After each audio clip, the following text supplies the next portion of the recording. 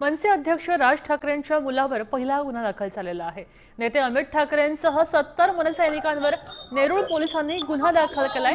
नवी मुंबईच्या नेरूळमध्ये शिवरायांच्या पुतळ्याचं मनसे नेते अमित ठाकरेंच्या हस्ते लोकार्पण झालं। गेल्या अनेक महिन्यांपासून महाजनचा पुतळा तयार असूनही अनावरण झालं नव्हतं, तेव्हा अमित ठाकरेंनी आक्रमक भूमिका घेत पुतळ्याचं अनावरण केलंय। आता या प्रकरणी जमावबंदीचा उल्लंघन तसंच नुकसान केल्याप्रकरणी गुन्हा दाखल केलेला आहे।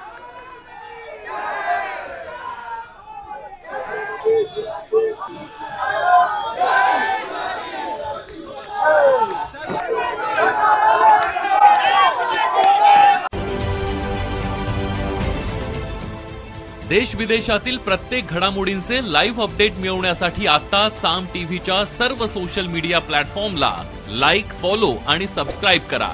तसंच सर्व नोटिफिकेशनसाठी बेल आयकॉन प्रेस करायला विसरू नका।